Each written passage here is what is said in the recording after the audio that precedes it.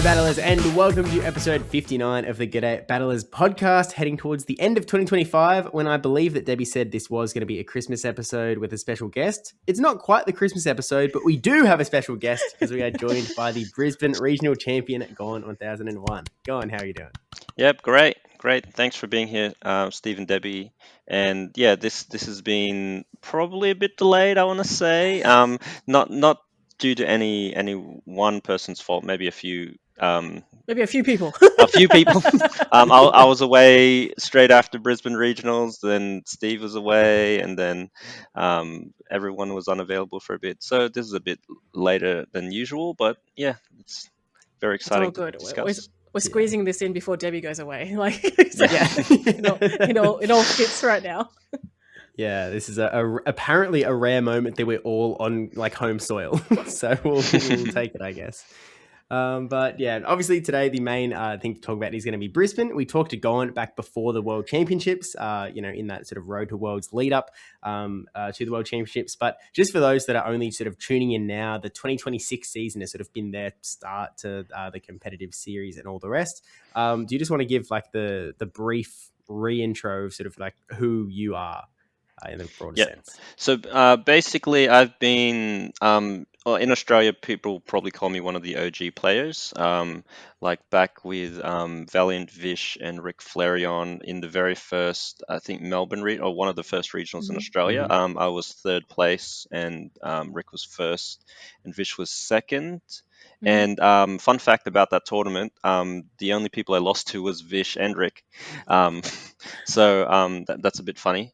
And yeah, since that point, they've sort of been rivals and competitors and things like that. So leading up to Brisbane, like this year, so Brisbane the 2026 season. So that's a long time between coming third at the first Melbourne regionals to now, and hopefully that means my skill levels increased as well, and I've been able to perform a bit better. That's always been the goal, and that's sort of a bit about me, and favorite starters Blastoise as well. Yeah, not that we ever could have guessed. Yeah, I think to I guess set that storyline as well. I think you might agree with this sentiment. Maybe you hard disagree. I don't know, but I always considered you to sort of be the best Australian battler to not yet win a regional championship. Was sort of how the storyline went. Yeah, so there's a few competitors out there, some in the EU and some in the US, like really good battlers that always make top cut in the season, and then there's always people thinking, oh, when they're going to make their first total win, not just top cut. And I was for Oceania, that was sort of me. I was the equivalent. There's a few in the so in the US, probably I'd say maybe Arrow, and in the UK or in Europe, I'd say probably maybe Tomahawk. I don't think Tomahawk's won yet. Maybe he's come second, and also a Mind Joke comes to mind as well. Like very, very, very good battlers. It's just there's always just someone else. But they're either second or third or something like that, and that was sort of the equivalent of on my end. And yeah, when I did win, a lot of people said to me, "Oh, finally, you finally did win. It's about time." A few regional winner competitors said, "Yeah, about time you won. You definitely deserve it," but they were sort of waiting on me, so that was very funny. Yeah, I'm pretty sure that I was one of them that may have said that, be like, "Yay, finally!" But like you said, from basically back in the 2022 season to now, when you said like, "Oh, maybe that you've been a better competitor," I'm like, absolutely. Like the skill set from back in the 2022 season would not be applicable right now. Like, so it's just the constant upkeep and just being in that, I would call like, the upper echelon of the Australian PvP players. To even stay at that level is already a huge achievement, let alone win a regional. So, I think that was for you to say that. I'm just like, no. It's so much, it's so humbling to hear, but I'm also like, dude, like to be at that level is absolutely cracked. So, again, a great accomplishment. We'll come back to it, but like you mentioned, you've kind of just been on that upper tier. And from what I've seen, is that you've been getting better and better and more confident in your plays. In the previous interview that we've had with you, you've talked about how last time you went through a lot of different, I suppose, like roads to try to get to Worlds. You went to a couple international tournaments and things like that. But we haven't caught up since Worlds. So do you want to recap what happened in Anaheim recently? Yeah, so Anaheim was really, really fun. I actually got to go on stream. So I played. There was a few really, really tough competitors. My first match was Alfonso. I think he's a really good Italian player. Um, that was a really close like first match. I think he's been in the top 8 or top 4 or even top 2 maybe of some tournament. Like he's very, very good. So that was a very close, tough match. And I'm just trying to remember the meta for Worlds. I think that was a one-off sort of meta because I did some what's it called, rebalances just before Worlds. So everybody was sort of trying to figure out what was good and what wasn't. And I think what was it, Dust Noir was not Dust Noir, Dust Dust Clops clops. was really good. Mm. And then there was a few other choices there that you could choose. But leading up to that, I think I remember everyone was running Dust Clops, and I was just wondering, oh, what's with this Dust Clops?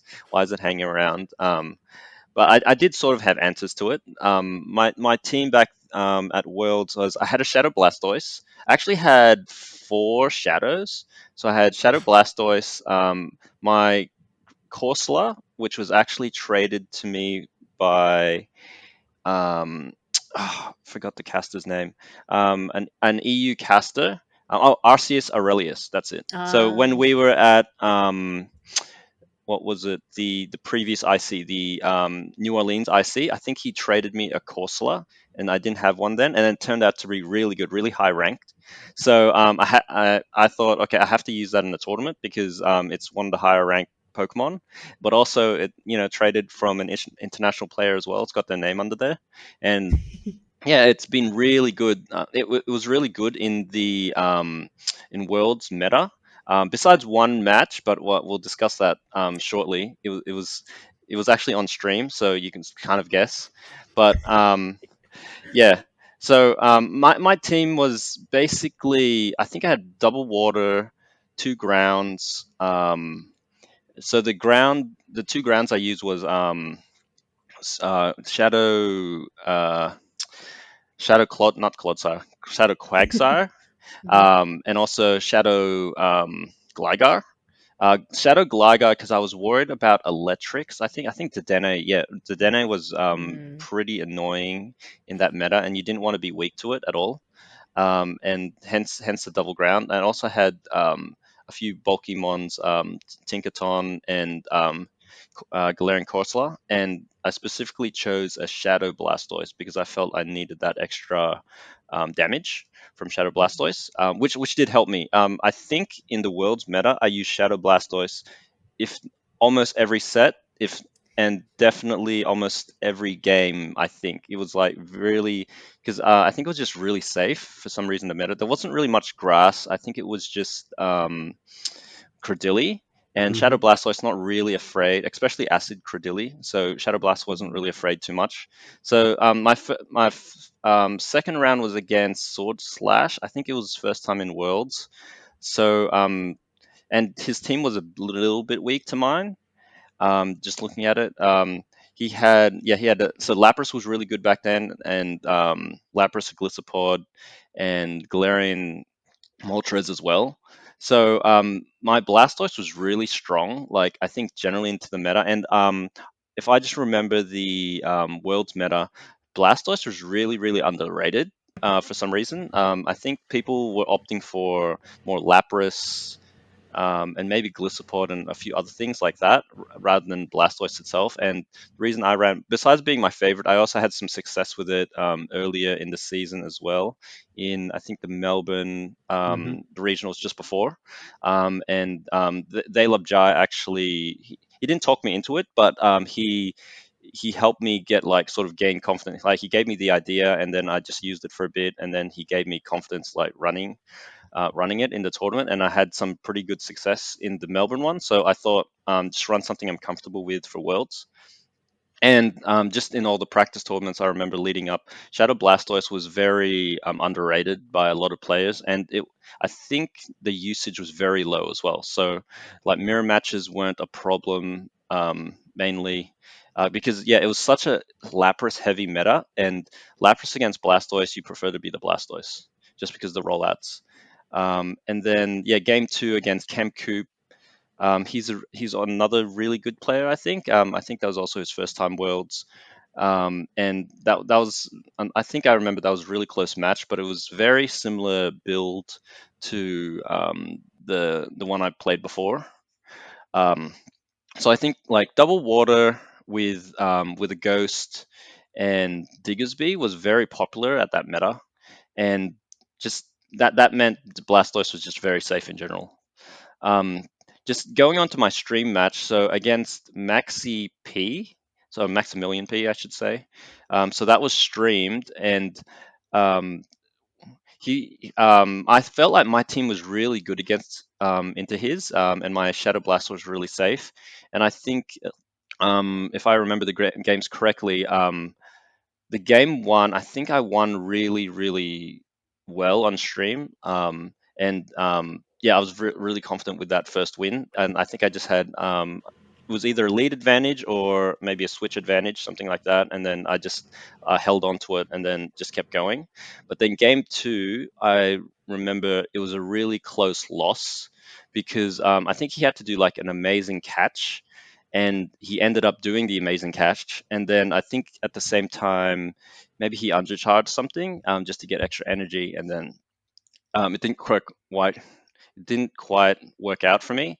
And then game three, he just read my line, and I think he sort of hard countered me because I wasn't able, or maybe I was playing too predictably, and then I didn't quite adjust, and he did adjust. But anyway, I was really happy with my gameplay on stream, and I think I learned like just a bit from that as well. Just just adjusting to players and trying not to be too predictable, and also just being on stream, I was really excited because like that's going to be, as long as they keep the video up, that's a really good memory, and really really fun to watch as well. And a few people have that not necessarily in the PvP team have talked to me and said, "Oh yeah, I think I saw you on the world stream," and it's like that was really exciting. And like these are just local players who just like to catch and grind in the Botanic Gardens locally, and then just see me on stream. That's like really cool. Um, so close games, and then my final match, round five. If I won the round five, I would have made day two, which would have been amazing because in the previous 2024 season, I got 33rd again previously, and that meant I was just one off making day two. And day two was sort of like being on stream was goal number one, but goal number two was if I could make it day two on in Worlds, because like every competitor is a good player because you have to qualify, but just being able to make to day two and then you're sort of just in there a bit. That would have been huge, but I lost to a really, really good player anyway, Philberg, which I think he won an Italian regionals in the previous season. So he was a regional winner. Yeah. And I think he went like he didn't when he won that regionals, he didn't lose any sets, and like he was beating players like I think it was like Colin and maybe PvP David and a few other players like that, and it was totally by surprise. And it's because I think he wasn't able to travel to other regionals, so he wasn't as big of a name at that point anyway. So, but he had really good play, and we had really close games, and um, I'm not unhappy with how I played. It's just it would have been great to make day two the next day, but it is how it is. It is, and but overall, my world's experience, I think, with my prep that I did and all the practice I did, I was really overall I was happy, and like it was a good experience being there. And then just using the experiences from Worlds, I think I was able to improve of my gameplay slightly, like specifically in Brisbane, and I'll talk about that in the Brisbane one with sort of how I use that. It's really small things, but I think these small things do add up, like when you think about it. Oh yeah, at this level, that is certainly for sure. But yeah, look, you don't need us to tell you this, but as you and everyone listening is well aware, the World Championships is so stacked in that everyone is so good that like every win is an absolute battle, and so to get to that the brink of day two is I mean even two worlds in a row is a pretty cracked accomplishment for sure. Absolutely.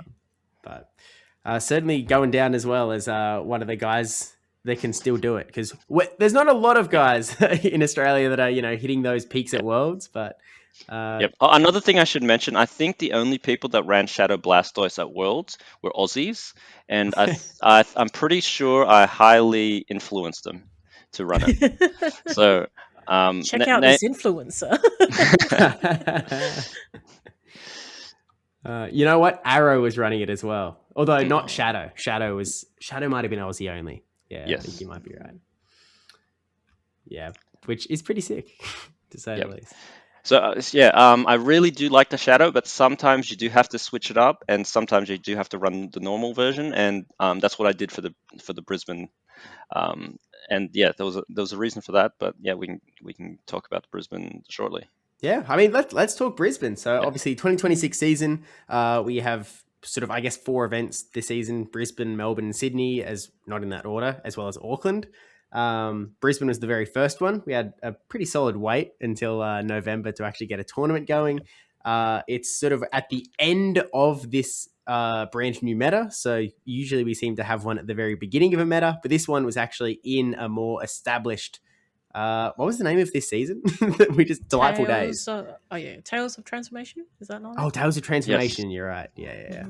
So at the tail end of the Tales of Transformation season. So what was, I guess, your mindset going into this tournament? What was your goal? Like, was the aim winning the entire thing? What was it of your headspace? So my main goal was to do well, to get top 8. Like that's one, to get points, because in Oceania you have to get top 10 to get a world's qualification, and I can definitely say that's pretty competitive and pretty brutal sometimes. I think you pretty much have to get points at every tournament, and you have to enter most tournaments. So my goal for the whole tournament was, if I could play in as many tournaments as possible, just to get those points, because I definitely did want to qualify for San Francisco in some way, shape, or form. And like if I could win a tournament this season, that would be amazing. So like that's always a goal, like every season, just to win one. But the question was, if I prepared enough, or if I did enough work and practice. And for this season specifically, I think what I did differently, or maybe what I did the same. Like I'm just trying to use comfortable picks, if that makes sense. So just rather than making whole team. Well, I don't make a team last minute anymore, but like I want to have some reps with a team, at least maybe a week, to have some practice with it. But at the same time, I want to have really be comfortable with each pick in the team. So like how to use them, how much damage they can take, what's a good matchup here or there, what's neutral, and like if you have energy up, could that be an advantage? Like just having that enough advantage, just to know that. So to be at that level with a team. So what I've done is, in most locals this season, I pretty much stuck with very similar team, maybe changed 2 or 3 picks, but I want to be comfortable overall with whatever team I used for Brisbane, and whether I chose 1 or 2 picks. There was one pick which I chose at the beginning of the week, just before Brisbane, that I was testing out, but it turned out to be really, really good. And that pick was the Pangoro. And that's because I think earlier in the week I was just testing. I had a few picks that I wanted to use, and I think there was a tournament that week before in Europe where they were using Zweilous or other things like Yeah. that. Um, and originally I had, I think, maybe a Guzzlord. Like I wanted to have some sort of dark type for the ghosts, because ghosts were sort of everywhere, but I really wasn't sure like what pick I should use, whether it's a Pangoro, or whether it's a um, what was it, Zweilous. or if it's maybe an annihilate or some sort of fighter, something like that. Basically, something that can sort of answer Furret, but also has okay answers to ghosts and uh, Galarian Moltres, things like that. Um, so I was looking for some sort of either neutral pick or something that I wouldn't be too weak. And when I did my testing during the week before Brisbane, at the beginning of the week, I just tested the Pangoro just to see how it went, and then I did really well in that in the first tournament. I thought, oh wow, like, I think I went like 1-4, like maybe I lost one game, and that's like really good. Well, for me, I think just in general. And I thought, okay, maybe that was luck. Maybe I was just using it against teams that I was good against, and I got lucky in terms of team comp. So I used it a few more times, and I kept getting really good results. But and I think it really suited my play style as well, with just how I sort of play. In terms of, it has a really big nuke move, and it just paces really quickly, and it also it's really good against Furret because it like double resists the sucker punches from Furret, and also it can decently take some of its moves, and at the same time it can just beat Furret. So like, and the reason Furret is could be a problem is because it's sort of good against Blastoise and Corsola and a few other things as well. So I didn't want to be soft to Furret, but at the same time I didn't feel like I want to use it either. So it was sort of finding that in between pick that's sort of good against those things and sort of complements the whole team. So I didn't want to change the whole team. I sort of had four of them or five pretty much set, and then it was just getting that last pick. And I was really happy with the Pangoro pick because it just complemented the team so well. And the main core was the normal Blastoise and Corsola. And the reason I chose the normal Blastoise this time is because I think I just needed extra bulk. Not the damage. I just needed to take hits.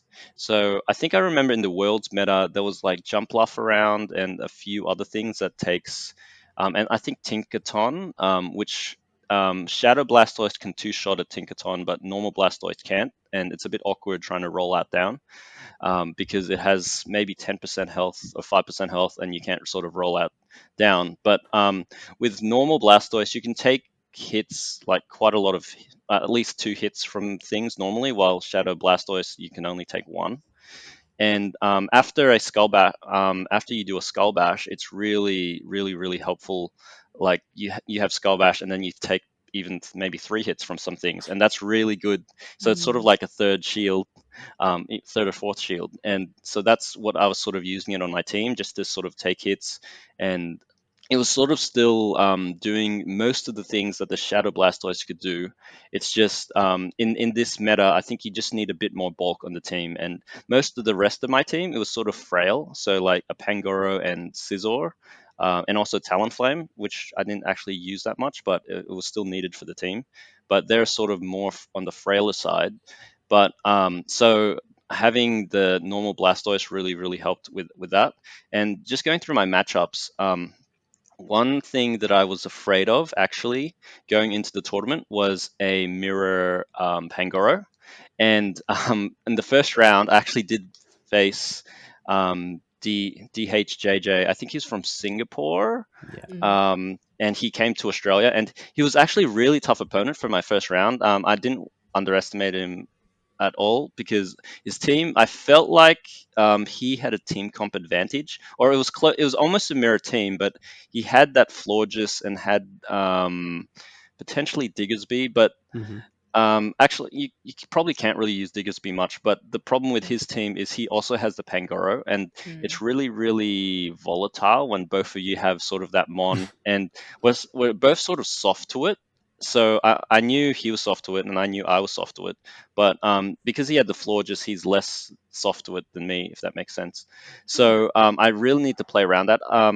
Just remembering the matches, I think he only brought Florges either once, and he didn't think it was that strong, maybe because I had Scizor and he was afraid of it. But it was really, really close matches against him. And just on my first round, I just wanted to sort of lock in and just make sure that, you win the first round because it's just really important to just sort of maintain that, but also like going forward in the tournament, like um, losing the first round can um, hurt your mental.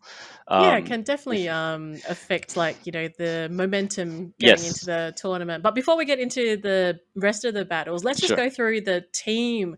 So I know you've already alluded to it before, but we've yes, we've got a regular Blastoise, we've got the Corsola, we've got the Pangoro, and then the other three oh that you've yes, briefly touched on. We have the Shadow Scizor, the regular Unova stunt. Stunfisk, and a Shadow Talonflame. Yes. So Shadow, I'll talk about Shadow Talonflame first because that was actually least used, but it was really important because I needed something to scare away other opposing Scizors, and because I felt like Shadow Scizor, I think the season before it got a really big buff at Worlds, and it was sort of um, what's it called? One of those picks that no one expected. And was it Belize Boy that used it, or was it Patamon? One of those. They had that. I'm pretty sure they had it on. I think it was Patamon because he got like a double boost from it at Worlds, Yep. or triple boost maybe Triple. against Accent. Yeah. So Shadow Sizzle, I sort of slept on it at Worlds because I didn't think it was that good.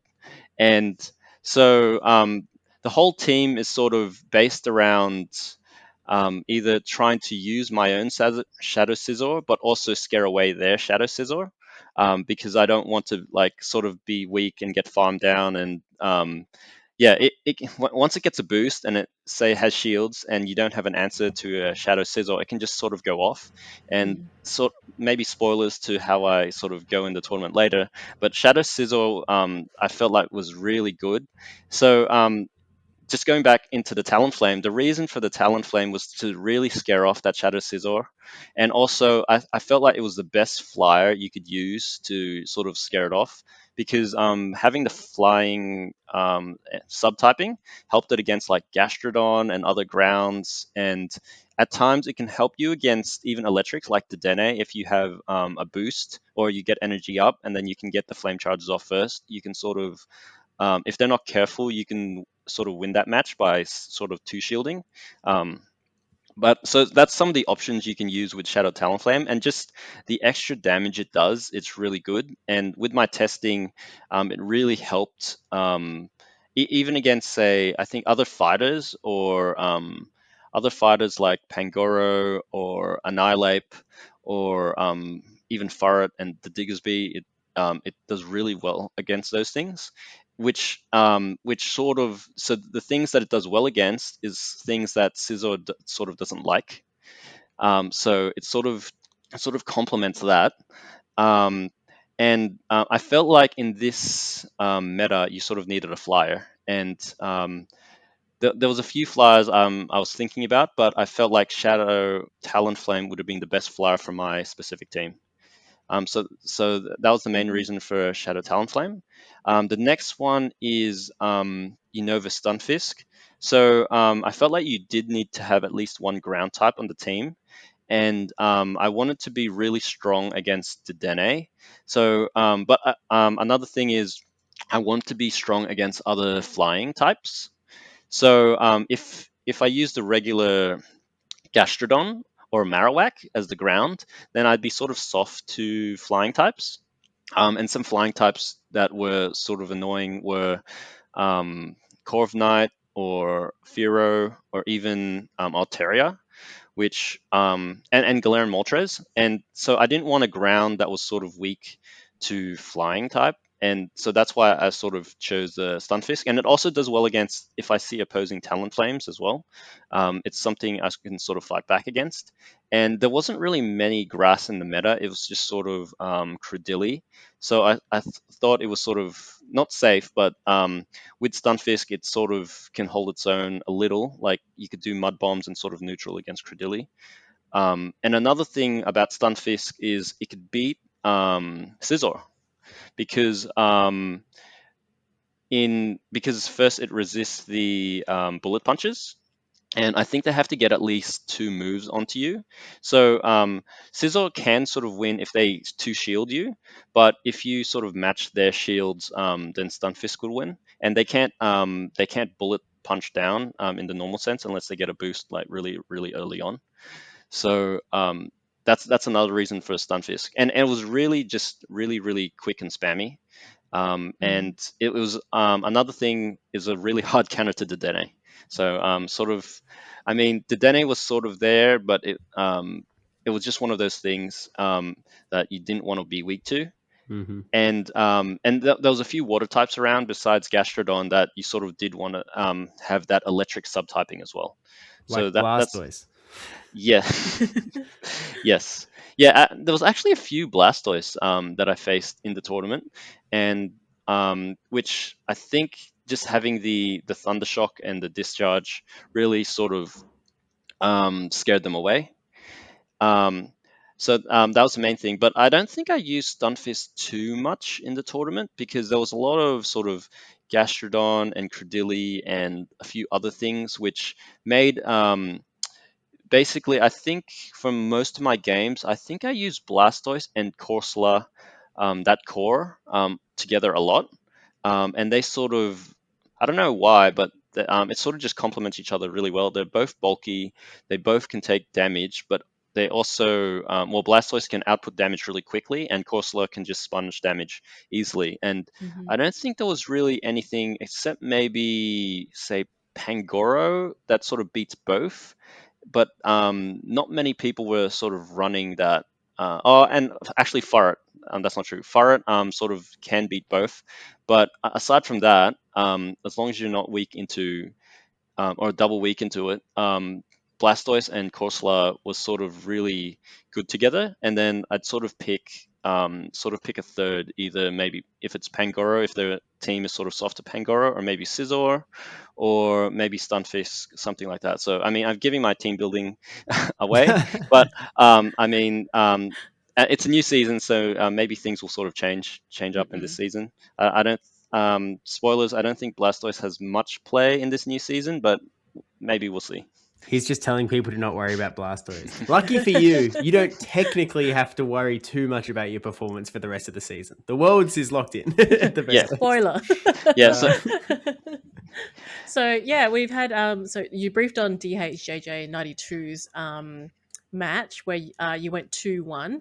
Then Which, by the way, just to jump in, there were a total of 4 Pangoros in this entire tournament. One of them's yours. You faced one of the other ones in round 1. Put a pin in that stat. But yeah, Debbie, you can continue. No, we'll come back to it. But then your next match was against Ads Buster. yes, so I think he's a local in Brisbane, and we also play. We've played a few times on our grassroots tournament that we have for APAC. Um, so I think I've played him earlier in the season, just online. And just looking at his team, I think he was a bit soft to Pangoro, and he didn't realize that. And potentially game 1, I think he ran like maybe Dusclops and Ferret together, and then I think I had either Pangoro lead or something like that. And basically, um, if you don't see that you're soft to Pangoro, it's really tough when you're team building, because just winning lead or just being able to get the extra energy or output a lot of damage with your Pangoro when it's safe can be pretty brutal. Which I think that happened in the first game, and then in the second game, I think he wasn't quite able to adjust, if I remember, to Pangoro. I don't remember my exact lineup that I ran against him, but I definitely do remember that Pangoro was really strong, and his only real answer to it was Dedenne. And I think I was able to either catch out the Dedenne or get rid of it, or not have my Pangoro aligned to the Dedenne, which is, I'm pretty sure it's the only thing it didn't really want to see. And so that was sort of the game, match 2. And because we sort of played each other before, or we've had played a few times, I was sort of I don't know exactly how he played, but I was a bit more comfortable with it as opposed to the first match when he was a bit of an unknown, when I hadn't played him before and didn't know his play style, anything like that. So that was sort of the round two. And yeah, I think it was a good game, but it was just he was weak to Pangoro, and the thing is, when you weak to one mon, and I'm running it on a lot of my team builds, sort of nothing you can really do about it, going into a tournament. And then match 3 against Fort Wa. Okay, so the thing about Fort Wa, we've played a few times, and he's a really good player, and he's was it top 4 or top 2? I think he maybe did top 2 in Melbourne. Um, oh wait, no, top 3. I think it was top 3 because Pokemon Maker won in Melbourne, and Yep. then second was El Cavissimo, Yeah, that's right. and then I think he lost to a fart or something like that. Don't remind him. Poor dude. Yeah, yeah. But yeah, so his team is very strong to fart actually, and yeah, and he's running another Pangoro, which I'm very afraid of. But another thing he's running is he had the Wigglytuff, which I was sort of also afraid of because my team is slightly weak. I wouldn't say really weak, but it's just you don't want to see Pangoro on the Wigglytuff, and you don't want to see Corsola on the Wigglytuff either. And but with his team, I sort of need to run either a Pangoro or Corsola, but it's hard to bring them both obviously on a team because if he runs Wigglytuff anywhere and I'm double weak to that Wigglytuff, it's very hard to get over that. So I think what I was trying to do against Fort Wa was to not, well, one, not be RPS by the Wigglytuff, but two, play really neutral. So like see where possible I could have neutral play. And I think I brought Stunfisk, but I'm very sure I brought Blastoise. But the problem with Blastoise was he had Pangoro, and as I mentioned earlier, Pangoro is really tough for Blastoise, or the Blastoise Corsola pair, which I was really sort of leaning against a lot in the tournament. So um, the match is on stream, but I can't remember exactly the lines that I ran. But I think in the first game, I had a really good. Oh wait, no, I remember. I lost the first game because I think I let a. I think Pangoro had a lot of energy, and I just didn't shield it or something like that, and then that sort of undid my whole game plan. But then I think I fought back in games 2 and 3, and I don't think he ever brought Wigglytuff into the games. So yeah, I think I had to bring Scizor to sort of scare it off, scare off the Wigglytuff, and I think Scizor overall was pretty safe besides the Stunfisk. But because I had Scizor, I guess that did scare off his Wigglytuff. Um, and I don't remember if I did run Scizor and Pangoro together, or if it was maybe the Scizor Corsola Blastoise. It's probably one of those combination, or maybe I ran both in two different lines. But I'll have to rewatch the gameplay. But I think I remember the game. So I lost game 1 and I had to reverse sweep him. And I definitely did run Blastoise. I do remember that. And Blastoise did have a lot of play when it had energy. It's just it had to watch out for the Pangoro, because Pangoro can just build up extra energy for free when rollout doesn't do much to it. So that was the main thing I had to sort of make sure I avoided. Yeah, And and by this point, so we've gone through. So you skipped round 1, obviously being seeded. So you're straight into round 2. Round 2 completed. Round 3 completed. Now round 4 is completed. Now you're into winners round 5 against good friend, local, someone that you probably see every weekend, Rick Flareon. yeah, so to those not in the know, I mentioned earlier. So Rick Flareon, he beat me in the very first tournament that I played in Melbourne, and then he ended up winning that. And there's sort of been a bit of a rivalry between me and Rick. Like he was sort of my if I'm Ash, he's sort of Gary, and I'm trying Oh, to big call, big call.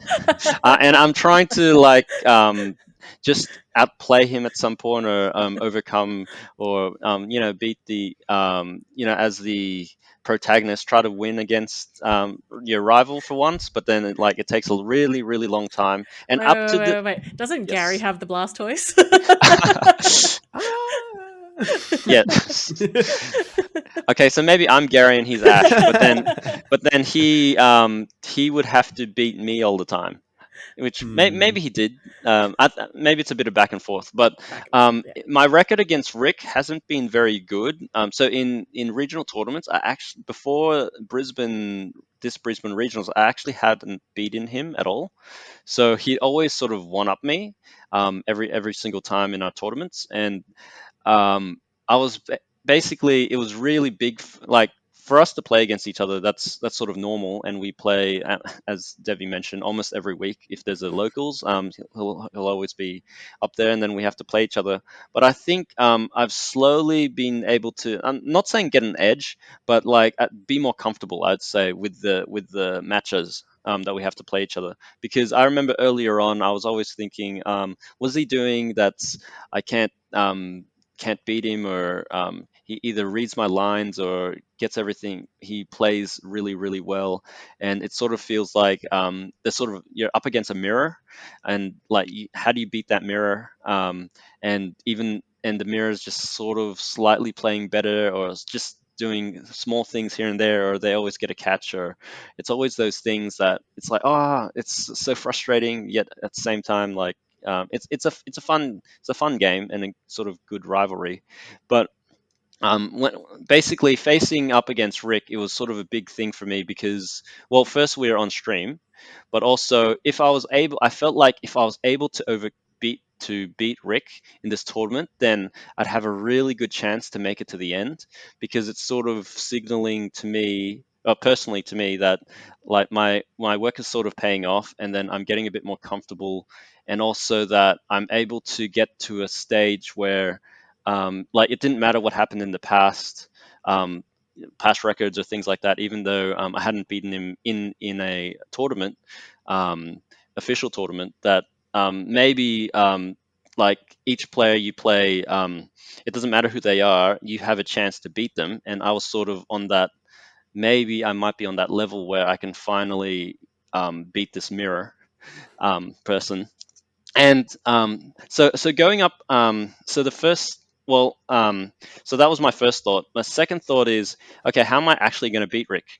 And when I'm looking at his team, and then I saw his team, it's sort of weak to Pangoro a little. If you take out Altaria and take out the Florges, which I think at that time, Florges was a really new pick. I think it just had its com day, and people weren't really using. It was the first time I've seen a Florges played.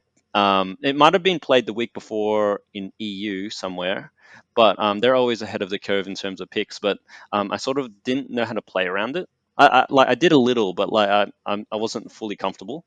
So it was just one of those picks that you sort of have to be careful with, because it has that new move, Chilling chilling water. water. Yeah, Mhm. so it sort of debuffs you, and then if you keep getting debuffed, and yeah, it's not really good. But at the same time, I think it beats Blastoise as well, because it potentially has a grass move or Yeah, Trailblaze. Trailblaze. Trailblaze, yeah. Yeah, so it's something you don't really want to see up against Blastoise, and at the same time, you don't want to see up against Pangoro, because I think it's just pretty much farm down Pangoro, and it resists all of Pangoro's moves.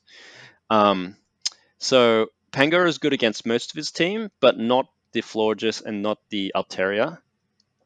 And then I think another thing was, I just have to sort of look out for the Furret as well, because aside from Furret, um, yeah, uh, yeah. If you take out Furret, Corsola is actually really good against his whole team. It's very, very neutral, just in general. But Corsola just doesn't like Furret. So I think I ran maybe the Blastoise, Corsola, Pangoro team against him, and I just need to make sure that I had the Corsola not on the Furret and the Pangoro not on the Florges.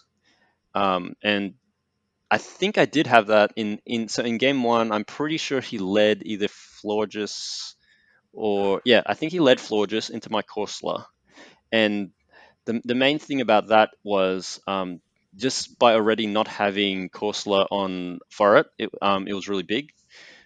Because you can just farm things down, gain energy, and then also I'd be taking out Pangora's biggest threat, which is the Florges.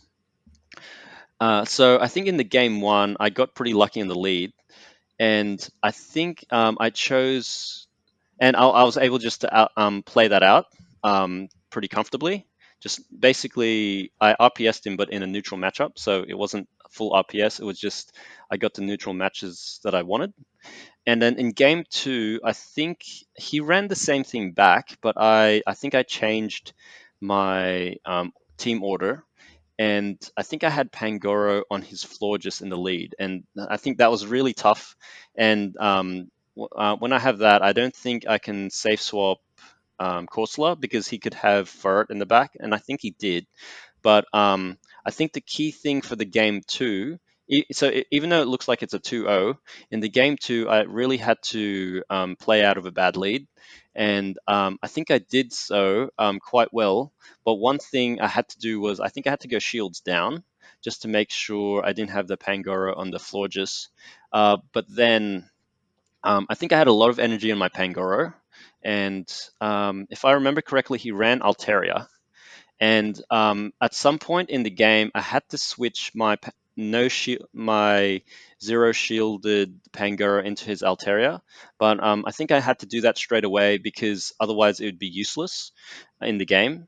And then what ended up happening was I think I got a boost, so I threw the Night Slash straight away just to get some chip damage, and I think I still had 3 Mons. And so I threw the Night Slash, and then I got a boost. And then what ended up happening was, if he threw a Sky Attack on my Pangoro, he would have been, he didn't have enough energy to take out my back 2 Mons. So because I threw the Night Slash straight away, and then I got the boost, I sort of forced him to throw his energy on the Pangoro. Um, and then, so what ended up happening was he had to take a Night Slash, and then I think he had to take a boosted Night Slash, the next one. And I was sort of forcing him to throw his move onto Pangoro, otherwise he'd sort of lose. But then basically he had a shield, but he no shielded a boosted Night Slash.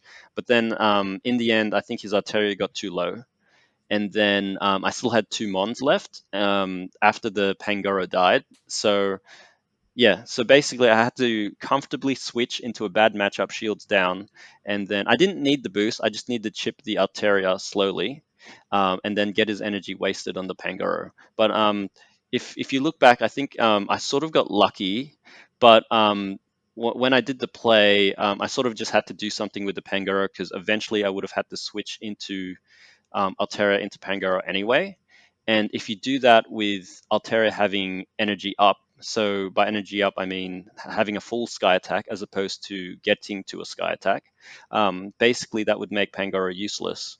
So what I recognized was I sort of had to do an instant swap to a bad position Mon, and then try to just get anything I can out of the Pangoro. And it sort of worked out, but I think I had, even though I did get the boost in that second game, I had to comfortably play into a bad matchup so that I could use all my Mons fully, if that makes sense. Yeah, I mean, watching it back, you barely get the 2 Night Slashes off, right? Yes. If you don't get the second Night Slash off, you probably just lose the game. Like, you need the extra damage. I don't Yes. think you probably didn't need the boost. Like, probably, Yeah. like, Altari would be healthier, but your Corsola still had some health on it, so you Yeah, should it probably was just a half finish. health. I think it was a half health core slot, and it had a move. Yeah, So I just needed some chip damage coming from the Pangoro, yeah, and then sort of to help the other 2 Mons, as opposed to having Pangoro at the end and then it just sort of does nothing. yeah, yeah. I think it Yeah. checks out, but yeah, obviously, like a massive win. Yes. Against Yeah. the Yeah. the scary Ric Flair. Yes. Yes. So for me, I felt like that was a really big deal or a big point in that. Firstly, in my play Pokemon career, just being able to beat Ric Flair on, but also just into the tournament. I'm still undefeated at this point, and so I think I'm in winners final, or Winners maybe that final was next. Yeah, Yeah. yeah, winners final. yeah, Mm. winners final. So I'm playing against the other group. Was it the other person in the other group that went undefeated as well? Mhm. Um, so that was a really yeah, really big for me, because I don't think up to this point I've done that in any regionals, like gone undefeated. Usually at some point in the day I'd go into losers, and then I had to sort of fight to get into the top 8 or top 4 or whatever it is. So it's really big that I'm still in the tournament, but also on the winner side. Yeah, So winner's then side, and also like everyone that you've versed so far is not were not easy players. no, Like you yeah, didn't get an easy run here. Like I know it's like spoiler alert, uncontested, like winners full run, but like it yeah. was difficult the whole way Yeah. through. Well, yeah, spoilers, a lot of the people I played were either in top 8 or top 12. Yeah. And I played 4 of the top 8 Yeah. in the tournament. So Mhm. no one was easy to play, Mhm. and I was sort of trying to do whatever I could to sort of gain any edge or advantage up to this point. Like yeah, I don't know if you can. Well, we'll reveal the top 8 later, I guess, when we go through the rest of the tournament. But basically, yeah, I'm playing half of the top 8, and then Mhm. someone at least in the top. I think he was top 12. Yeah, Yeah, no, yeah, maybe yeah. he's top Came, 10. Yeah. yeah, So came you're ninth going. as well. Yeah. Yeah. So now you're going straight into winners final, which is Yeah. all like you've already achieved your Yes. initial goal of like getting top 8. You're now in Yes. winners final, so you're Yes. just kind of like, oh well, I'm going to definitely be in top 3 from this point. And you're against, again, like you said, you were in, I think, Group A, and then like whoever Yes. was in Group B on top of their bracket, and it was another local Jamothy. Yeah. So some history about Jumothy. He was, I'd say he was an up and coming player like last year. Now he's just a good player. So Mm. before he played in a few regionals, and he was, I'd say, an okay player, but he's really stepped up his game, and he's done really well recently, and he's been able to get like top of the leaderboards and like get travel awards and things like that. And so his play has been really improving, and he's also another local that I play almost every week when there's a local. And so I know how he plays and his gameplay.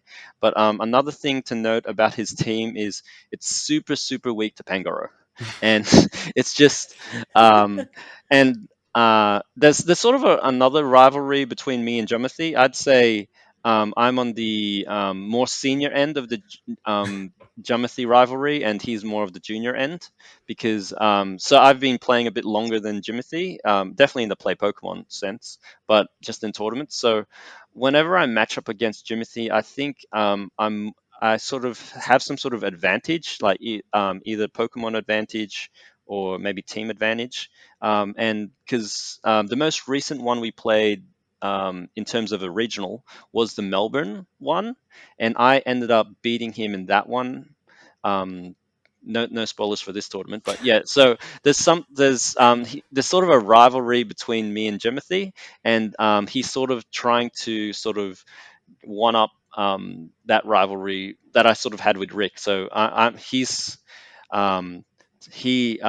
to me, I mean, for him, I'm sort of like his Rick, if that makes sense. The person that he has to beat to sort of yeah, play in the tournament. Like, he's a really good player. It's just for some reason, no, some circumstance, I just have some sort of team comp advantage, and at this point, my team comp advantage was the Pangoro, and it was super safe. And oh, I think I remember the week before Brisbane, we did end up playing each other in a practice tournament, in one of those online practice tournaments, and I think we were using the same teams. And it was sort of, so we sort of knew how it was sort of gonna go against each other, because we sort of had that practice. But in this, so there was sort of no surprises on sort of what each player was going to use. It was more just trying to see if we can figure out if there's something new that a player could do. But it's very difficult when you don't have a direct answer to the Pangoro. Um, and because Pangora's strong, that means it's hard for him to use his Galarian Corsola. but what it means for me is that my Galarian Cortla is pretty safe. So basically, I get to use 2 Mons, and he has to try to play around those 2 Mons that I'm using. And I didn't really have to be too creative with my team against him. I think I did use the Corsola, Blastoise, maybe Pangoro line against him, and then just sort of change the order. Um, and I think so that was a best of 5.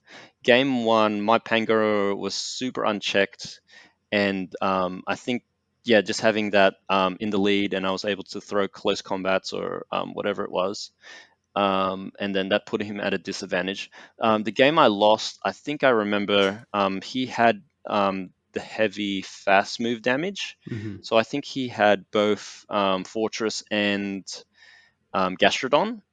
And so when shields are up, using that heavy fast move damage is actually good against Pangoro, which I didn't quite realize. I didn't quite realize that until after I lost the game, when he was able to 2 shield down my Pangoro because he was able to do the heavy damage on it. And basically, my other 2 Mons needed to support the Pangoro so it doesn't get sort of 2 shielded down. I think I adjusted in the next games, and then I was able to take it out.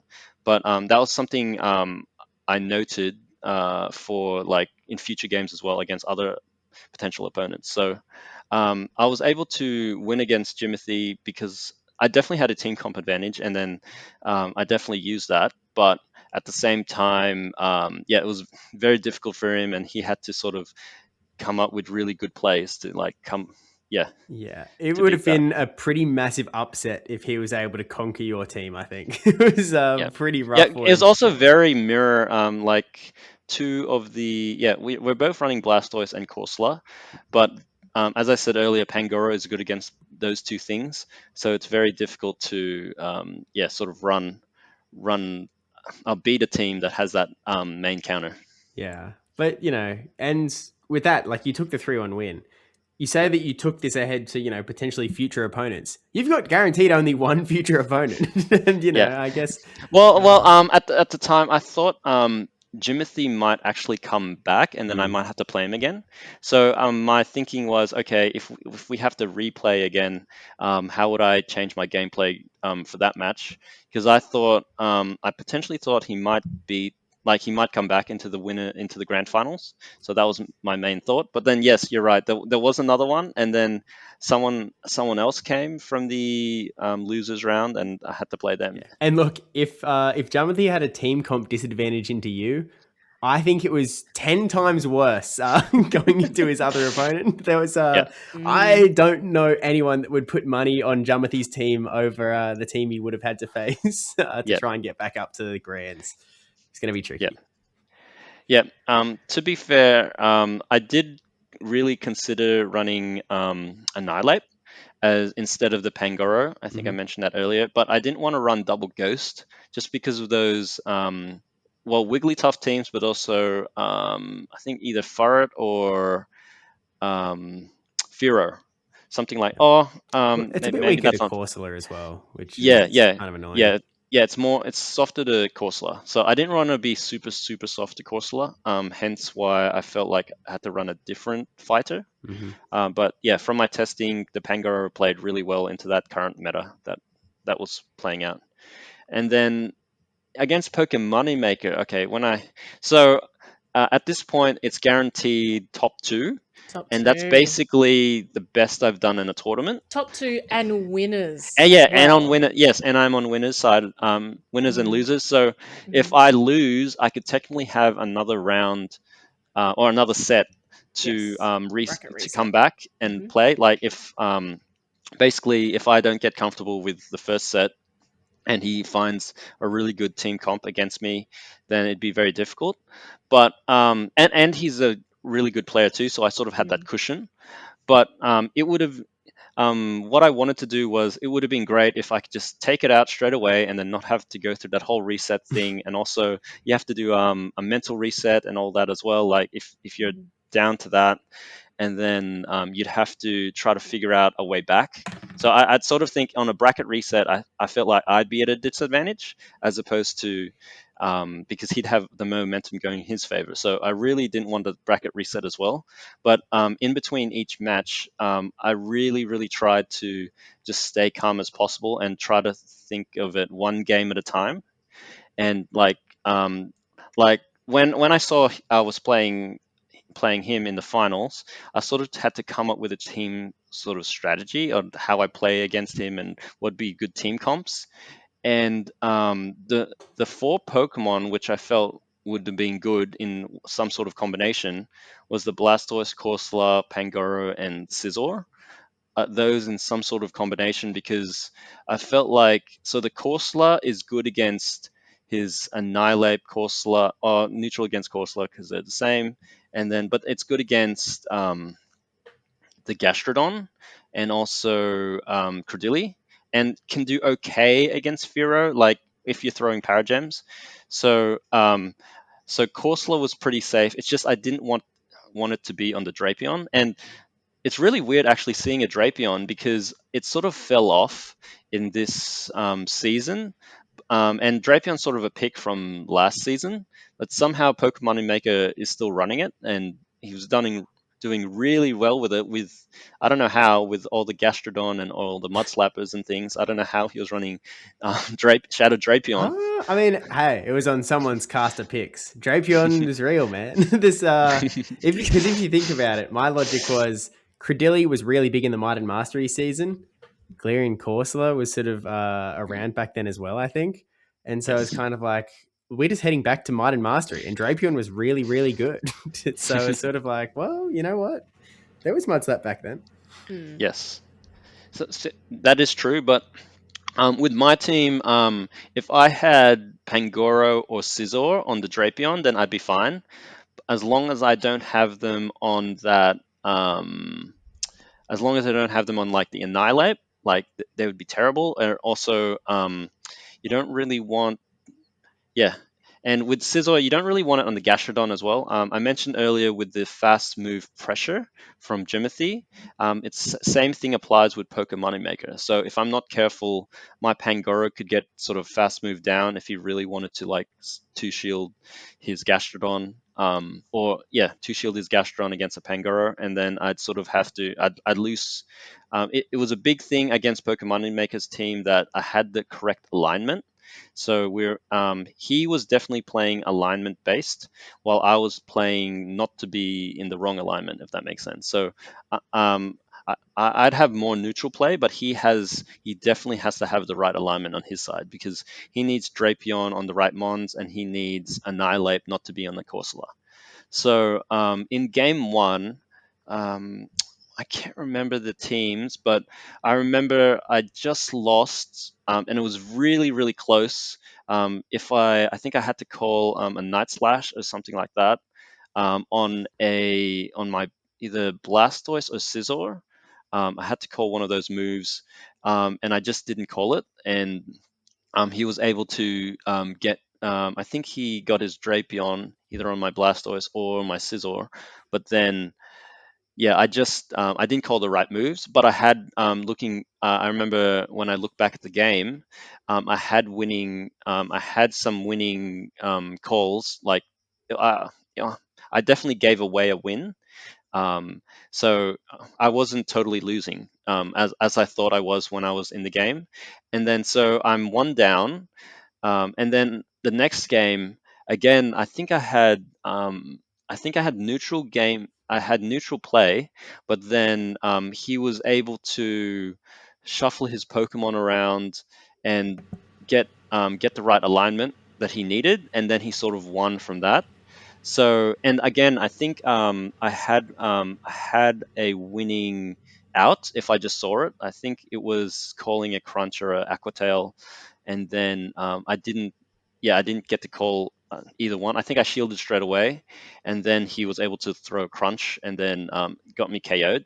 So losing, so I actually lost the first two games in the best of five, and then so that means my sort of back's on the wall, and I have to keep playing it. Basically, I have to reverse sweep him. to stay in the whole thing, or not stay in the whole thing, but not to bracket reset. Yeah. So my thinking was, I think I had to not run Scizor and um, not run Scizor and Pangoro together because I needed some bulk, and I think I kept leading Galarian Corsola. So the thing is, with best of fives, you there's a lot of mind game tricks and stuff. So sometimes, so in a best of two, a best of three, um, running the same thing, running the same lead all the time, it may or may not give you any advantage in terms of like mind games and stuff, because they can just try to read, oh, you're doing the same thing, I'll change it. But when you're in a best of five and you know you're playing 5 games, um, I'm trying to sort of maybe bait my opponent to think, okay, I'm definitely not going to run a Corsola lead 3 times in a row, 4 times in a row. Like, how unlikely is that? Who does that? I just lost the first 2 games, and I led the Corsola. What probability is it that he'd run it again and just lose? So, but anyway, he sort of played into that, and I actually lost. Technically, I theoretically lost the lead with a Firo lead. I think I remember it was a Firo lead in Corsola, and most players, I bet 90% of players seeing that lead would probably try to switch out into a safe swap and then try to do a different matchup into the Corsola. But what I found was his team was actually very squishy, or the mons he was running were sort of soft. Like, if I'm thinking soft, I'm thinking Annihilate, Drapion, and if he's running a Firo's not very doesn't have much bulk either. So I was thinking, okay, he's playing alignment dependent. What if I can just play like energy and shield lead and give him the alignment he wants? But on my end, it doesn't matter as much. Mm. So I remember the game 3. I stayed in on the Corsola, and then I let him throw a drill peck into my Corsola, and tank the damage. But then what I was able to do was, even though I'm doing nothing with Astonish, I was able to get a shield from the Firo, and then my Corsola is about half health, which is not too bad. That's still pretty bulk, still pretty decent health. So because once I got the shield from Corsola, I think I switched out into my Blastoise. That was my Mhm. safe swap most of the time. And basically, Blastoise with energy lead and shield lead, you can do a lot of damage. Like, even the counters like Annihilate, you don't really want to see a Blastoise with energy lead, because you can just sort of, I think one Hydro Cannon doesn't KO, but it'll do a lot, and it'll put it into farm down rage for anything. Mm. So because I got that and sort of shield advantage lead, and then I got the energy lead by swapping out, because he can't stay in into a Blastoise and a Firo. I was able to basically whittle down his last 2 mons with the Blastoise Corsola, and then I think I had either Sizzle or Pangoro. I can't remember which one. Scizor in Was it? Oh game yeah, three. Yeah. in game 3. Okay, so yeah, Scizor game 3. Oh yeah, I remember now. So the last 3 games, spoilers, I definitely used Scizor the last 3 games, because Scizor was a winning strategy for me. Yes. Because Scizor with energy and shield lead. So yeah, I remember my game plan now. I was trying to get Scizor with energy or shields or both, and I was sort of trying to use Corsola as a sacrificial thing, like sacrifice some of either Corsola's HP, or take damage on Corsola, or take damage on Blastoise to get the shield or energy, so that I can sweep with Scizor in the back. So I think I was able to. I think he had Annihilate, and then I was able to get Scizor on Annihilate, and because I had that shield lead, I was able just to farm it down eventually. So game 3, really good. I had a bad lead, but then he had the Fira lead. So Mhm. then I think so. I'm currently 2-1. So in game 4, I thought, okay, I've run Corsola 3 times in a row. Let's just change it up. I think he's going to think I'm going to run Corsola again, so I'm going to do the opposite. I'm going to lead something instead of Corsola. I'll do Blastoise. So then I think I finally want to lead Blastoise into his Firo. So Yeah. he's sort of learning that, okay, I finally mind gamed him into going into something I want, and then I have a lead into something, and then I think he had to swap out. But then, because my Blastoise has an energy lead, I was able to sort of I think capitalize on that. And then I think I had Corsola, because he swapped out the Firo. I was able to get Corsola on a matchup that was pretty neutral that I wanted to get it on. Um, and then I was, same strategy, trying to get energy or lead because he's playing alignment based and I'm playing shield and energy advantage. So I was able to get that game 2, so that puts me at, I think, 2-2, and so I finally win a lead. So I think game 3, I go back to the Corsola and Blastoise safe swap. So my strategy was for the final game, game 5. I wanted to bait out his Annihilate, no matter what. So if the lead is not, if he's not leading Annihilate, I'm gonna safe swap Blastoise straight away, no matter what.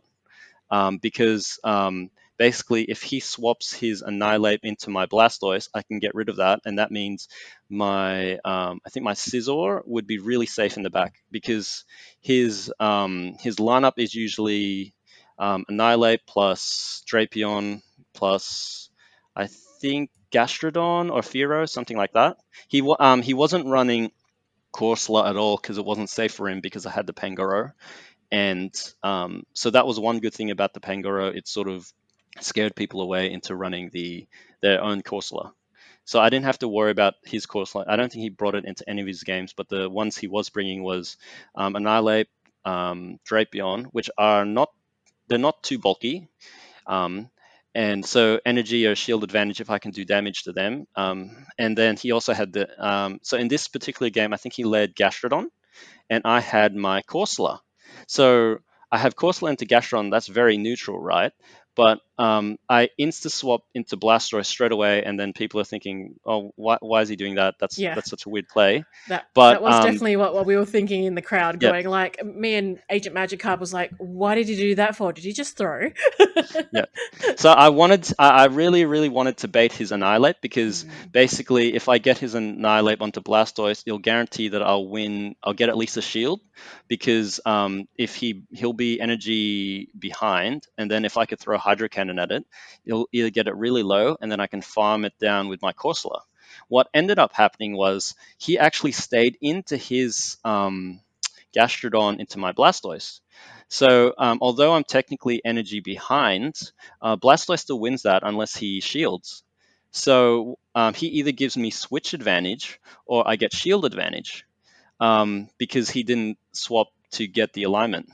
So what ended up happening was he used up a shield so he can keep his alignment, but that's actually what I wanted. So then his Gastrodon was, I think, about maybe a third health. And then so basically what I do next is I after my Blastoise comes in, I bring my Corsola in, and then I farm him all the way down because the reason for that is he can't. So it's 2 shields to 1, and he can't switch out his Gastrodon. He has to get farmed down because if he switches out Gastrodon into Annihilate, that's just bad because it'll be on Corsola, so he can't do that. If he switches out Gastrodon into his Drapion, then I'll just switch into my Scizor. So he can't switch out his Gastrodon. He has to be forced to be farmed down, and then that means I'll have 2 shields up and then a Corsola with a lot of energy. I think I almost had 100 energy. And like Corsola can take a lot of damage, which is the point. And then if I basically, I think similar to the game 3, where my Corsola stayed in and then I got a shield off his Fearow, I thought, okay, whatever's in the back, it'll be afraid of energy on Corsola. So then what ended up happening was he got farmed all the way down. I think I have like 90 or 100 energy. He brings in his Drapion, and then I throw a Power Gem at it. So that will put it about half health. But I put it about half health, and then I'm still at 2 shields, and he's at 1 shield. So then after I throw that, he gets 2 poison stings, so that's not close to having a move. And then I insta swap after I throw the power gem, and Corsola is still about half health with probably almost a second move on. So it's got a lot of health still and a lot of energy. So and I read that he's going to have Annihilate in the back. So his Drapion's half health, and he'll have Annihilate in the back. So I bring in my Scizor, and then he's forced to swap out, and then so he has to make a decision. He can go 2 shields down. I throw Night Slash straight away, and then he makes the decision: is he going to shield it or is he not? And I did the counting, and he threw his what's the move? Night Not Night Slash. Um, Rage Fist. yeah, he threw the Rage Fist straight away. So I was counting. Okay, he needs to get 1, 2, 3, 5, 6 to get to the next Rage Fist, and I'm counting in my head. Okay, if he needs 6 to get to Rage Fist, I think Corsola can farm him down before he gets to the next Rage Fist. Otherwise, I can just use a shield, and I'll still be a lot of energy up on my Corsola, and then I can and he has no shields because he shielded his Annihilate. So I no shield my Scizor, Scizor, yeah. which is really weird because Yes. you usually want Scizor to sweep, but at that point I called the win condition was to just farm down his Annihilate with my Corsola and then just win with that, and then so Corsola beats the Drapion, beats the Annihilate, beats the Drapion, and also it farmed down the Gastrodon. So that's what ended up happening. And what ended up happening was I didn't actually need to use any shields on my Corsola because I was able to farm down fully the Annihilate. And then it was like really, really cool that I just throw the second Power Gem, and then that was enough to. Oh well, it didn't quite KO the Drapion, but I think one more move, but he couldn't throw a move on his Drapion anyway. So that was really cool. I got to basically when the game started, I didn't recognize the whole win con, but I was sort of setting it up, and then just the insta swap Blastoise trying to get that shield advantage and energy advantage later in the game, and it sort of just played out like it played out perfectly. Like I was thinking, okay, if I want something to happen, I want it to happen in this way, and then it happened like sort of not yeah, basically exactly like how you want it to be played out, and it looks so easy as well afterwards. You definitely, I felt like you definitely cornered him and like, put him in a checkmate situation because it was just Yep. very much like he did something else and you were just like, well, I'll do this instead. And the way that you finished it, you could have shielded that Sizzle if you really wanted to, but you decided, no, let's go No. for, style points here. Let's Yeah. keep these 2 shields and keep it entertaining till the end and be able to astonish down and take, Yeah. again, like you said, that one more power gem and then to astonish down the Drapion and finish it off in a 3-2 that, as they call it, the decisive game 5 Yeah. in the grand finals. So I believe Yeah. Steve was casting this one as well. Yeah, it was Yeah. pretty No. sick. Yeah, no, it was really cool. And also, so I ended up winning the whole Brisbane, and so Poker Moneymaker he won Melbourne the previous season, or a few months earlier, but the previous season.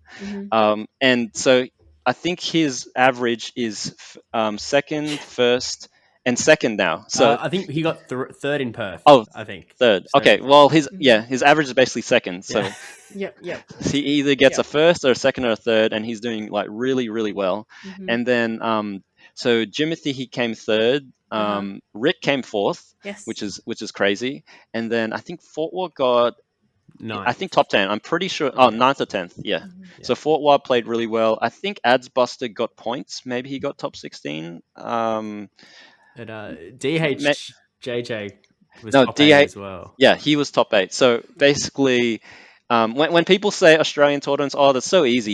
You can easily top cut, and you don't play any players. And well, my tournament run basically, I'm a seeded player, and then I'm playing an unknown really good player, and then I'm playing a good local Brisbane, and then the Mhm. rest of them were previous top 8 Yes. players. Yes.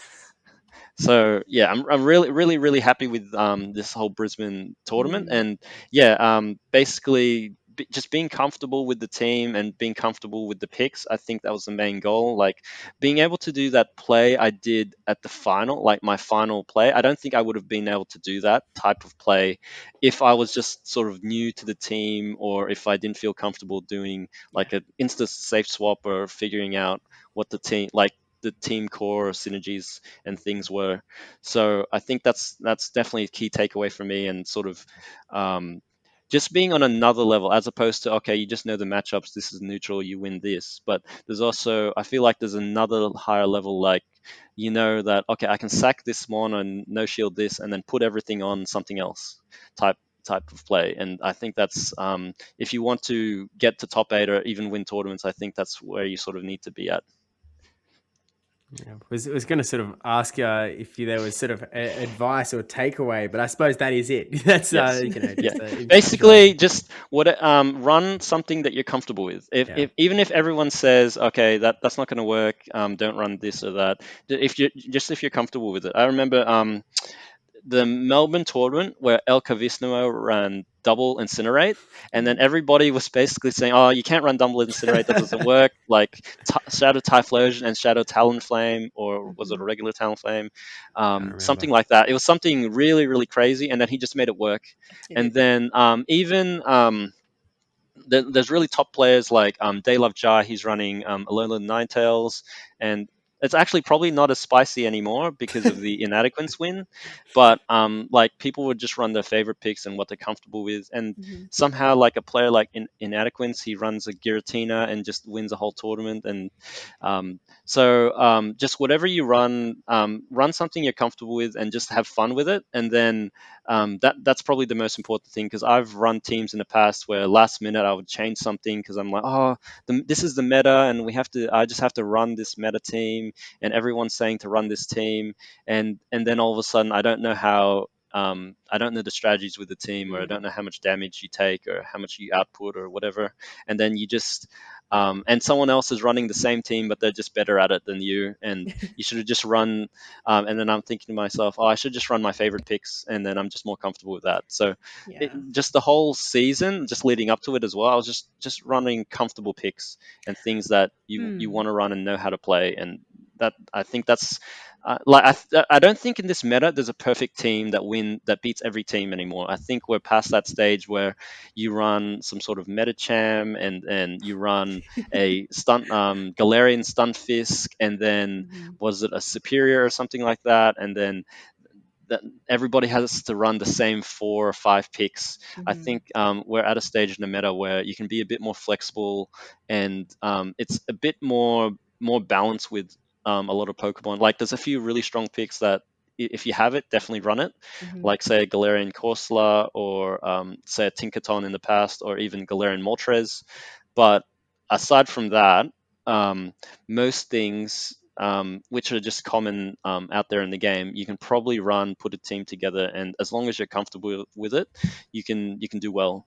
And doing well obviously is very subjective, but I feel like you'll do better than if you just copied someone's team and you don't know how it plays, Mhm. and then yeah, I think people's personal performances will do better at just running their own comfortable teams. Oh yeah, Yeah. 100% agree. And Mhm. look, with that in mind, I mean, look, we're a month out as well, a month removed since the Brisbane Regional Championships at this point.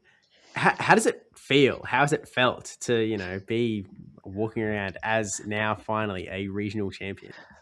Oh, it took. I guess it took a while for it to set in, and I was straight after Brisbane Regionals. Actually, I went on a holiday to Philippines with family for a cousin's wedding, and sort of a good chance to sort of reset and sort of get away from the scene for a bit, and just think about it, and think what it means to me as myself, as a player, and definitely really happy with the performance and really proud. And then now to be up there with other regional winners, it's very, very humbling, and at the same time, like all the hard work throughout the years that I've been putting, just trying to improve to get to a regional winners stage, I think it's been paying off, and it's shown maybe slowly. Like you don't see big gains straight away, whether it's, I don't know, you're going to the gym, or whatever goals you have, it's sort of you're slowly chipping away at them,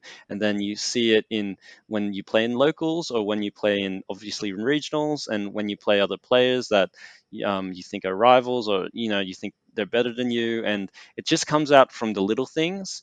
And I'd say to all players out there, whether you're just starting out, or you haven't won a regionals yet, or maybe you've won lots of regionals and you're the best player in the world, just I'd say, yeah, just just keep going with it. There's always ways to improve as players.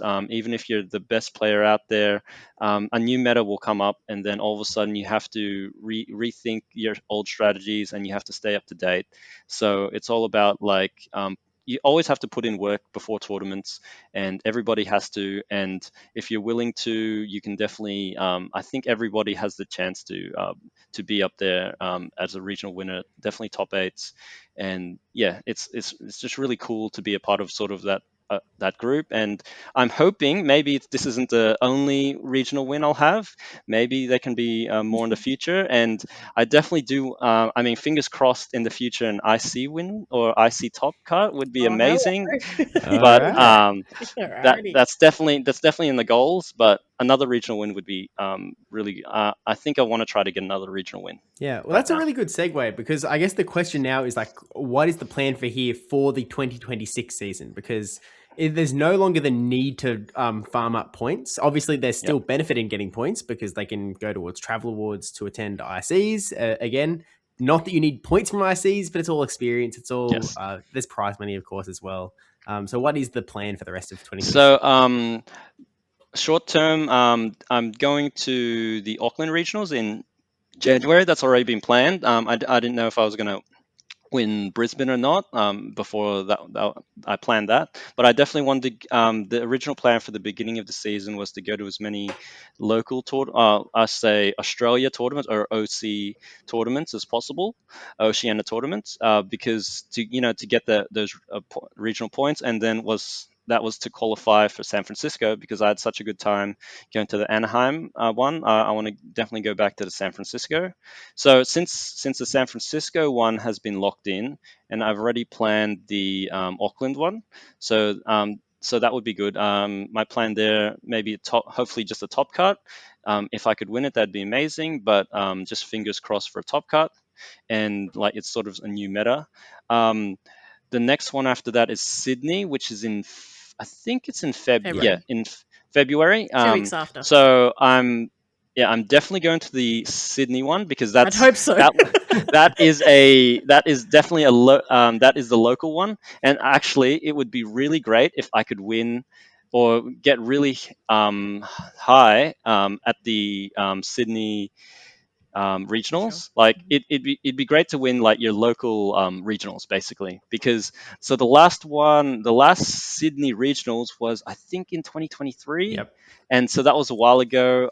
So sorry, Perth people, but they've sort of switched it up to Sydney. So, I'll forgive unfortunately, you. I'll forgive you. It's fine. sorry. You guys can have it back. I'm just reporting facts. but so the last time I think Agent Magikarp, so he was a really good Yeah. local player. He won, and Newcastle. yes. No one Um, remembers that Agent Magikarp won Sydney, but yes, it was Agent Magikarp. Yes. So if I could win a local, like winning a back to back would be amazing, but just winning the local regionals would be great. Like Brisbane's great. I love Brisbane, but just having the Sydney one coming from Sydney, that would mean a lot. If I could do that, and then in terms of ICs, I'm not sure at the moment what ICs I can go to because they're all overseas, and travel planning is all very difficult from this side of the world, and it's very unknown. So like fingers crossed I can go to one this season, but it's really up in the air at the moment. And then the other one is Melbourne, and I'm pretty sure I'll be going to Melbourne as well. I think sometime in May. Is it May or April? Melbourne in May. Yep. Yep. So so I think that would tick all of the Oceania regionals if I can go to those, and special events. But in terms of an IC, not sure at the moment, but would love to go to one, and then would love to just say top cut. Winning would be incredible because not many people get to win, but yeah. Yeah. Well, what a great run for you, Gone. I feel like as someone that has been watching the entire scene for such a long time, and to come to this point, and I know you're getting a little bit choked up now, but it's just like even during the time, like I remember watching the finals and seeing how emotional that you got because you were so, I think, very much I could see from our perspective in the crowd going like, how much you have grown to that point, and how much it was so much more meaningful Yeah. for you, and everyone was like cheering. I think, like as we talked about previously on the podcast, is that for people that were not in the Oceania scene, like Pokemon Moneymaker, were just kind of like a little bit confused why everyone was like, there's a roar of applause when you did win, because everyone was just like, as much as Pokemon Maker is a fantastic player, or like, the home crowd were really just Mm. cheering you on. And yeah, to come to this point as a champion, which is again fantastic, locked in for San Fran, as you mentioned, one of your goals, tick tick, and another, a future Oceania run coming up ahead as well. Maybe we can do like Yako's retired. We need someone to take those back to back to back regionals. Just saying, Yeah. and like to have a goal of taking an IC. We have not had an Oceania player up in those, like, in champion spots in the ICs or in the top four. So still amazing goals lying ahead, and fantastic to hear for the 2026 season. And before we wrap it up, we always, like, usually Road to Worlds, we kind of give a random question of the day kind of vibe. Given that it's not really a Road to Worlds, you have locked in for Worlds. So maybe perhaps we don't need a random question of the day, but as we briefed about before starting the podcast, the new meta has come out now. What is, if you picked one Pokemon that is brand new into this new meta going in, would be your pick, I suppose? Like more likely to be seen on your team, perhaps. One that is new. Now, I'm not saying like Mm. everything else is Yeah. still pretty valid, but what is Yeah. something new that you might see in a Gone team? Okay. So I was really thinking up of like the new meta. With the new meta, there was a big Shadow Ball buff, and also so basically it's lower energy, and then what that would mean for the meta, and like what's new that gets that. Or there's also a foul play buff, I think, Mm-hmm. as well. Yeah. So I was thinking, okay, ghosts will have a lot of play, and also darks will have a lot of play. So I need to find sort of a pick that sort of helps against that. And then at the same time, I felt like Blastoise, although like it's my favorite, I feel like it might drop off a bit if there's a lot of ghosts and a lot of anti-water out there. Mm. One pick that I think I'm definitely toying with, and fingers crossed it could be good, but I have to figure out a team for it. Maybe Gorgeist. Mm. So Gorgeist is, for those that don't know, it's a grass ghost, Grass Ghost, and yes. yeah, it's a grass ghost, and they gave it. Oh, nice, nice Steve's on it. grass Steve's ghost, on it. and they gave it.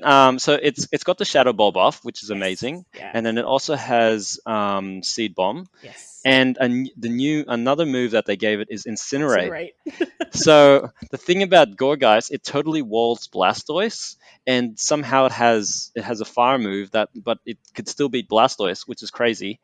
And another thing is it totally walls Gastrodon as well. Mm. So Gastrodon has that water, ground, and sort of normal moves, and so it walls that as well. So it's really good to, like, this grass with Incinerate. And why it's interesting is because it's got Incinerate, it kind of scares away Scizor, which I felt like Mm. was really big in previous season, and I think it's still big now, like because they didn't really debuff it or anything.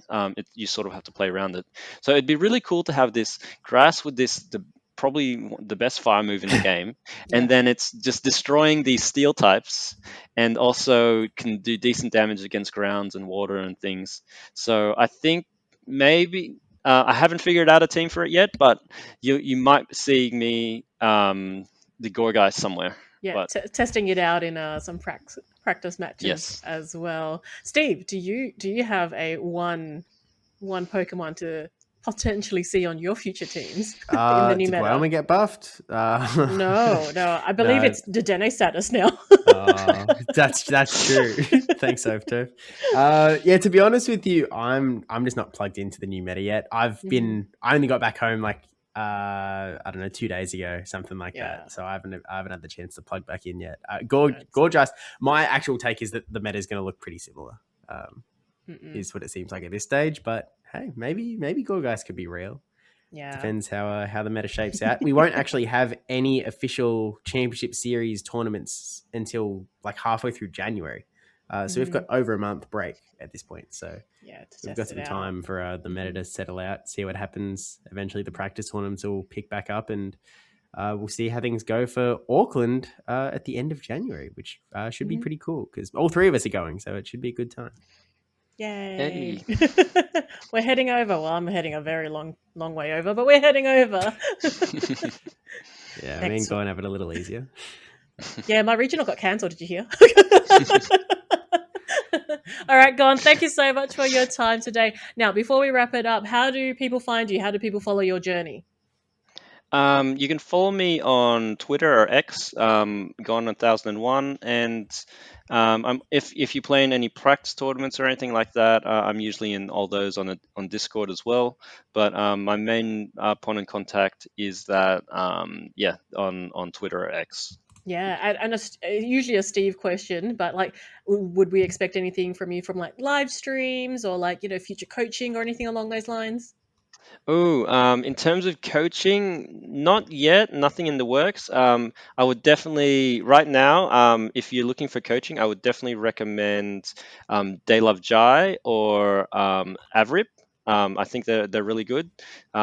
You can go to them. In terms of live stream, I need to figure out how to set up a live stream or any streams like that. So I'm pretty much a noob in terms of doing live streams and stuff like that. Maybe I can ask PvPSteve Anytime. for help I at think it's some gone point. at the moment. Oh, sorry, I'm selling out my sponsored space. I'm doing ads now. All right, so gorgeous, and now If you want to advertise in this space, call me. Oh, okay. Wait, is this Good Day Battlers revenue or just Steve revenue? We'll see. Awesome, G0ne. Again, thank you so much for your time today. Again, congratulations. Just take it easy now that you know that is locked in. We'll see you in Auckland, but for everyone else, we'll see you guys at a regional in Oceania and in San Fran. I mean, I'll probably also see you like way sooner than that. So, well, next weekend, Safari, right? yeah. Oh, Sydney true, Safari next weekend. Zone. Oh yeah. Yeah, although G0ne's a pretty super grinder, so like it'll just be as he passes. I'm pretty casual these days. Okay, so. Okay. Yeah. I'll run into you for sure. And if you're not following already, at Good Day Battlers on Twitter and or Twitter/X, on YouTube as well, and Spotify if you're not following us already. And my usual plug for PvPSteve if you haven't already followed his Patreon. But that is all for now, and his advertising space. I'll see you all guys in the next one. Take care for now. Bye.